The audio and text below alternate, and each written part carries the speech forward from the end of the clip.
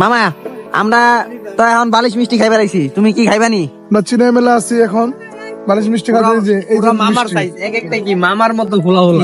রে বাবা মামা তোর মাথার সাইজ।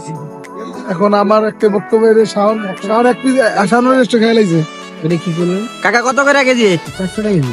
এই যে রাখলাম ইউটিউবে যাইবে, একটু কমে টমে রাখবেন এরা। একটু কমই রাখছি জন্য। কাকার নাম কি? মোহাম্মদ সুলতান মিয়া। মোহাম্মদ সুলতান মিয়া।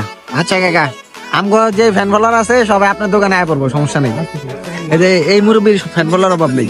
পুরোটা যেমন লাগবে।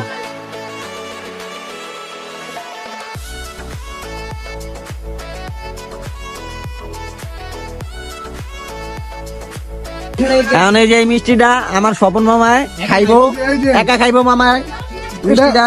লগে যে চিরা খই আছে, খই আর ইয়ে আছে, এই যে 1 কেজি ইনশাআল্লাহ এটা এখন খামু। গপা গপ মেরে দেবে। তুমি রাখবা শান্ত, তুমি মামা আর মামা দিব কবে? মামার কাছে একটা কিছুই না। আর 1 কেজি একটা কিছু। আর দুটো হলো বালিশ তো শাওন, আর দুটো হলো বালিশ তো মামা। হ্যাঁ আর দুইটা, তুমি তো একটা তোমার কাছে শর্ট হয়ে যায় মামা।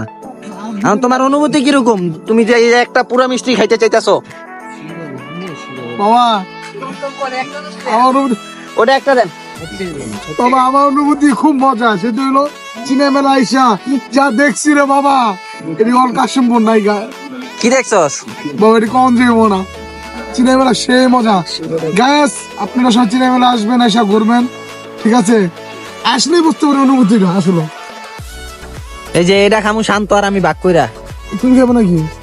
এই যে এখন আমরা ছোট একটা মিষ্টি, এটা 1/2 কেজি, এই মিষ্টির 1/2 কেজি।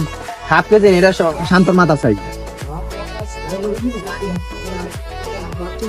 ওই মিষ্টি মজা হবে। সেই গ্যাস খাবেন নাকি? খুব বাসি বাসি লাগে।